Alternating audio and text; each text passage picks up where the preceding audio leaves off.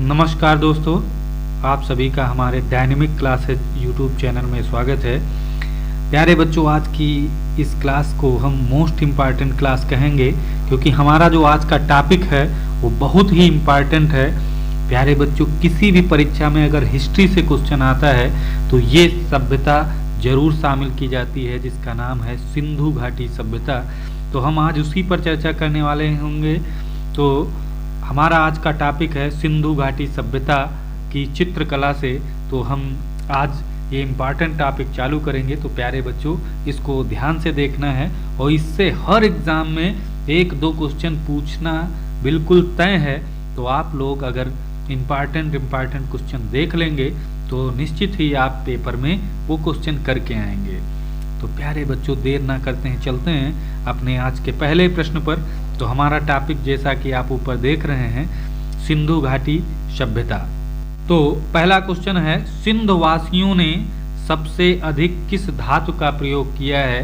तो ऑप्शन में आप देख रहे हैं, हमारे ऑप्शन में है कांसा और चांदी, तांबा, सोना।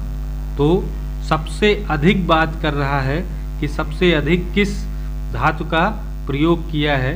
तो सबसे पहले यहाँ बता देते हैं कि सिंध वासियों को लोहे का ज्ञान नहीं था, बाकी सारी चीज़ों का ज्ञान था उन्हें, लोहे का प्रयोग नहीं करते थे। तो प्यारे बच्चों, यहाँ पर सबसे अधिक की बात करें तो तांबा, ऑप्शन जो सी है हम लोगों का, वो राइट आंसर है तांबा। तांबे का सबसे अधिक प्रयोग किया है। तो प्यारे बच्चों, आज का पहला जो आंसर है वो ऑप्शन सी सही है, तांबा। तो इस तरह से पहला प्रश्न हो गया है। चलते हैं अगले प्रश्न पर। तो हमारा अगला प्रश्न आपके स्क्रीन पर है, सिंधु सभ्यता के प्रमुख केंद्रों में कौन नहीं था? प्यारे बच्चों, यहाँ पर ध्यान रखना है, इस चीज को जरूर ध्यान रखेंगे, नहीं था। नहीं अगर आप लोग देख लेंगे तो क्वेश्चन नहीं गलत होगा, अन्यथा आपका क्वेश्चन गलत हो सकता है। तो सिंधु सभ्यता के प्रमुख केंद्रों में जो नहीं था उसे आपको देखना है। तो हम बात करें तो यहाँ पर ब्रह्मगिरी, तो ब्रह्मगिरी ये महाराष्ट्र राज्य के नासिक जिले में पहाड़ियाँ हैं, उन्हें ब्रह्मगिरी नाम से जाना जाता है। बात करें यहाँ दबारकोट, तो दबारकोट प्यारे बच्चों ये नहीं है, यहाँ पर होता है डाबरकोट। डाबरकोट ये कंधार में सिंधु नदी से 200 किलोमीटर दूर पर यह हड़प्पा सभ्यता का केंद्र है। और प्यारे बच्चों, यह नगर योजना के यहाँ पर स्पष्ट प्रमाण मिलते हैं। तो ये तो है, तो इसका मतलब ये ऑप्शन आपका गलत हो जाएगा। बात करें पोरियानो, पोरियानो नहीं है, यहाँ पर पेरियानो होगा। पेरियानो ये पाकिस्तान के बलूचिस्तान में है। अगला ऑप्शन बात करें तो ये भी ऑप्शन गलत होगा क्योंकि ये बलूचिस्तान का जो है ये झोब नदी के किनारे पर है। इसकी खोज ऑरेनस्टीन ने 1924 में की थी। गुंडई, तो पेरियानो और गुंडई प्यारे बच्चों ये एक ही जगह कर पाकिस्तान के बलूचिस्तान के झोब नदी के किनारे मिले हुए ये केंद्र हैं जो सिंधु घाटी सभ्यता से पाए जाते हैं। तो हमारा ये भी ऑप्शन गलत है। तो हमारा ऑप्शन जो सही है आप लोग देख सकते हैं, ऑप्शन जो अभी हमने बताया है, तो पहला ऑप्शन आपका सही है, ब्रह्मगिरी। ब्रह्मगिरी क्या है? ये महाराष्ट्र राज्य के नासिक जिले में पहाड़ियां हैं, उन्हें कहा जाता है। तो इसका संबंध सिंधु सभ्यता से नहीं है। तो हमारा ऑप्शन ए सही है। तो यहाँ पर हम ए को टिक करेंगे। तो दूसरा प्रश्न भी आज का आपका अच्छी तरीके से हो गया है। चलते हैं आज के तीसरे प्रश्न पर। तीसरा प्रश्न आपकी स्क्रीन पर है, हड़प्पा सभ्यता के लोग निम्न में से किसकी पूजा करते थे? तो इसमें तो आपको ज़्यादा छानबीन करनी ही नहीं है, सभी बच्चों को पता है कि पशुपतिनाथ की पूजा करते थे।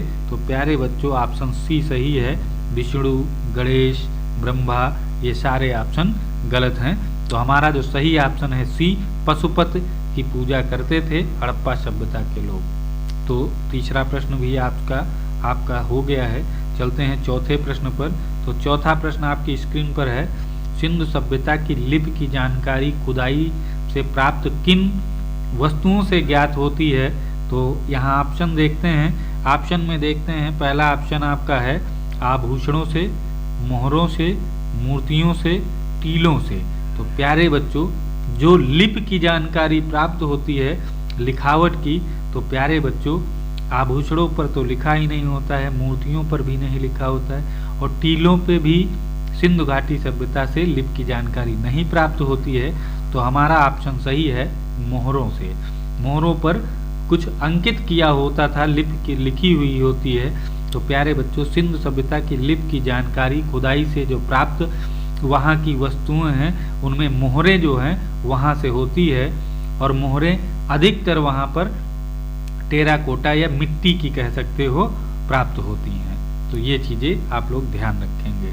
तो चलते हैं नेक्स्ट क्वेश्चन पर। तो हमारा आज का 5वां प्रश्न आपके सामने है, सिंधु सभ्यता का आकार कैसा है? तो प्यारे बच्चों, सिंधु सभ्यता का आकार की बात करें तो आकार आप लोग जानते हैं, सिंधु सभ्यता में ऊपर यहाँ पाकिस्तान है, नीचे उसी के जस्ट गुजरात है, और इधर उत्तर प्रदेश है।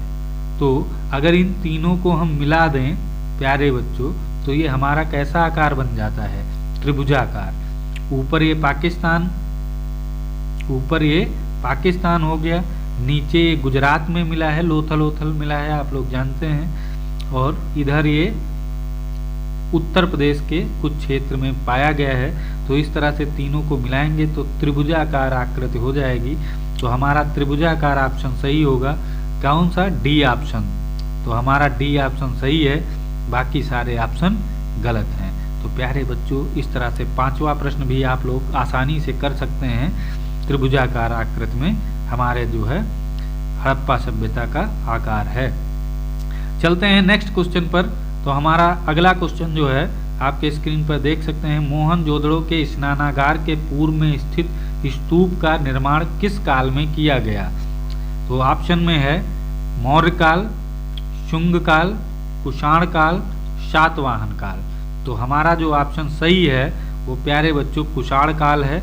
कुषाण काल का ये स्तूप है जिसका निर्माण कुषाण काल में हुआ है। तो ये भी ऑप्शन आपका सही होगा, अन्य ऑप्शन गलत होंगे। चलते हैं नेक्स्ट क्वेश्चन पर। सिंधु सभ्यता की अवधि क्या है? ये मोस्ट इम्पॉर्टेंट क्वेश्चन है, इसको थोड़ा बारीकी से देखेंगे। तो सिंधु सभ्यता की अवधि के पर हम चर्चा करें तो ऑप्शन में 3000 से 2250। प्यारे बच्चों, यहाँ पर देखते हैं 4000 से 3000, तो ये तो ऑप्शन आपका गलत है। 4000 तो है ही है नहीं, बिल्कुल इसको काट देंगे।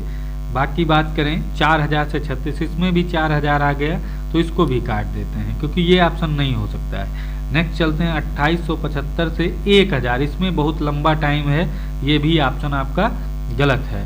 2875 से 1000 ईसा पूर्व तक नहीं रहा, इतना लंबा टाइम उसका नहीं रहा है सिंधु सभ्यता का। तो यहाँ पर बात करें तो 3000 से 2250 ऑप्शन, जो ऑप्शन के अकॉर्डिंग प्यारे बच्चों हमारा ये पहला ऑप्शन आपका सही है। लेकिन अगर रियल में देखा जाए तो ये हम आपको बता देते हैं, ये 2300 से और 1750 ईसा पूर्व प्यारे बच्चों, ये टाइम पीरियड आप लोग याद रखेंगे। 2300 से 1750 ये सिंधु सभ्यता की अवधि का मेन जो है टाइम पीरियड है। लेकिन हमें यहाँ पर जो आंसर देना है तो ऑप्शन के अकॉर्डिंग देना है। तो ऑप्शन हमारा लगभग पहला सही होता है, बाकी सारे ऑप्शन तो बिल्कुल गलत हैं। तो ये तो बिल्कुल ऑप्शन नहीं हो सकते हैं। तो 2300 से 1750 ऑप्शन जो आपका सही है, ये अगर होगा तो आप इसको टिक करेंगे, अन्यथा तो जो ऑप्शन अकॉर्डिंग आप कर सकते हैं। 4000 वाले तो बिल्कुल नहीं, इसमें टाइम पीरियड इतना ज़्यादा दे दिया है तो इसलिए गलत हो गया। तो हमारा 3000 से 2250 माना जा सकता है। तो ये ऑप्शन आप सही करेंगे। चलते हैं अगले क्वेश्चन पर। तो सिंधु सभ्यता के लोग किस धातु से अनजान थे? अभी हमने ऊपर आपको बताया था सिंधु सभ्यता के लोग लोहे की जानकारी उनको नहीं थी। तो हमारा ऑप्शन ए सही है, लोहा। ये हमारा ऑप्शन सही है, लोहा। और बाकी 3 कांसा, तांबा, इसकी जानकारी थी उन्हें, तो प्यारे बच्चों ये ऑप्शन गलत हो जाएंगे। तो 8वां प्रश्न भी आज का हो गया। चलते हैं अगले क्वेश्चन पर। तो सिंधु सभ्यता प्रमुख रूप से किस लिए प्रसिद्ध थी? तो प्यारे बच्चों ऑप्शन देखते हैं। तो मूर्तिकला के लिए, वास्तुकला के लिए, चित्रकला के लिए, उपरोक्त सभी। तो उपरोक्त सभी के लिए हमारी सिंधु सभ्यता या सिंधु सभ्यता प्रसिद्ध थी। लेकिन यहाँ पर आप एक चीज और नोट किए होंगे, प्रमुख रूप से पूछ रहा है, प्रमुख रूप से पूछ रहा है। तो प्रमुख रूप से कौन सी चीज के लिए? तो ध्यान रखना है, सिंधु सभ्यता हमारी भवन निर्माण, नगर योजना के लिए फेमस थी। तो वास्तुकला के अंतर्गत आता है ये, वास्तुकला के अंतर्गत भवन निर्माण आदि चीजें आती हैं। तो वास्तुकला हमारे लिए ऑप्शन बेटर है। तो ऑप्शन बी हमारा सही है, तो इसको हम सही करेंगे। तो ऑप्शन बी बिल्कुल राइट आंसर। सिंधु सभ्यता का प्रमुख रूप से किस लिए प्रसिद्ध है? तो वास्तुकला के लिए प्रसिद्ध है। तो इस तरह से 9वां प्रश्न भी आपका हो गया। चलते हैं नेक्स्ट क्वेश्चन पर। तो सिंधु घाटी की मोहरें किससे बनी है? ये भी आपको बता चुके हैं कि सिंधु घाटी की अधिकतर मोहरें सभी काहे की बनी है? मिट्टी की बनी है। तो हमारा ऑप्शन डी सही है, कंक्रीट, चमड़े और लोहे की गलत है। लोहे की तो उन्हें जानकारी ही नहीं थी, कंक्रीट चमड़े की थी नहीं, तो मिट्टी ऑप्शन आपका सही है। मिट्टी की जगह पर अगर प्यारे बच्चों टेराकोटा भी आता है, टेराकोटा, तो टेराकोटा भी आप लोग सही करेंगे। टेराकोटा का मतलब ही होता है मिट्टी की। तो इस तरह से 10 नंबर भी प्रश्न आसानी से आप कर लेंगे। चलते हैं, दुशाला ओढ़े योगी की मूर्ति कहाँ सुरक्षित है? दुशाला ओढ़े योगी की मूर्ति कहाँ सुरक्षित है? राष्ट्रीय संग्रहालय नई दिल्ली, रामपुर संग्रहालय उत्तर प्रदेश, पटना संग्रहालय बिहार, राष्ट्रीय संग्रहालय कराची। तो आपका ऑप्शन जो सही है, राष्ट्रीय संग्रहालय कराची। कराची ये कहाँ है? पाकिस्तान में वर्तमान में है। और ये दुशाला ओढ़े जो योगी की मूर्ति है, दुशाला ओढ़े योगी की मूर्ति, ये मोहनजोदड़ो से प्राप्त होती है, आप लोग ध्यान रखेंगे। और प्रस्तरीय मतलब पत्थर की मूर्तियों में सर्वश्रेष्ठ ये दुशाला ओढ़े मूर्ति है। योगी की जो मूर्ति मिली है दुशाला ओढ़े, ये पत्थर की मूर्तियों में सर्वश्रेष्ठ मूर्ति है। तो ये आप लोग ऑप्शन कर लेंगे। तो वो कहाँ पर सुरक्षित है? राष्ट्रीय संग्रहालय कराची, जो वर्तमान में पाकिस्तान में है। तो ये भी ऑप्शन आप लोग कर लेंगे। अब हम चलते हैं अगले क्वेश्चन पर। तो हमारा अगला क्वेश्चन है, हड़प्पा में मिट्टी के बर्तनों पे किस रंग का प्रयोग होता था? तो प्रयोग हुआ था, तो प्यारे बच्चों यहाँ पर ध्यान रखना है, सफ़ेद, काला, पीला, लाल। तो हमारे जो हड़प्पा में मिट्टी के बर्तन मिले हैं उन पर लाल कलर का प्रयोग किया गया है। तो ये ऑप्शन आपका सही है। तो प्यारे बच्चों ये लाल कलर ऑप्शन डी आपका सही है। तो 12 नंबर आज का हो गया। चलते हैं 13 नंबर प्रश्न पर। मोहनजोदड़ो से प्राप्त नर्तकी की मूर्ति किस धातु की बनी है? ये भी इम्पॉर्टेंट क्वेश्चन है, नर्तकी की मूर्ति, क्योंकि पिछली बार पूछा गया था नर्तकी की मूर्ति की ऊंचाई कितनी है। तो प्यारे बच्चों इसकी ऊंचाई आप लोग ध्यान रखेंगे 10.5 metre, 10.5 metre, centimetre, sorry centimetre. प्यारे बच्चों ध्यान रखना है 10.5 सेंटीमीटर। अगर इंच में आएगा तो 4.1 इंच ये होगा, 4.1 इंच होगा।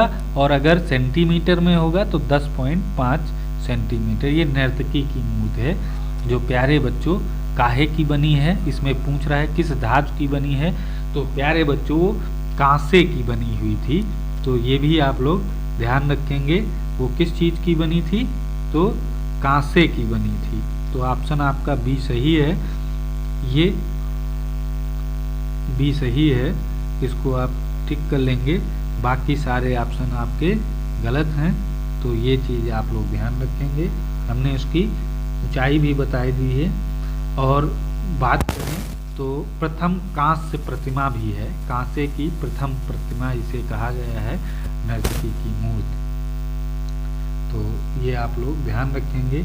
अगर ये पूछ ले कहाँ पर सुरक्षित है तो राष्ट्रीय संग्रहालय नई दिल्ली में ये सुरक्षित है, राष्ट्रीय संग्रहालय नई दिल्ली।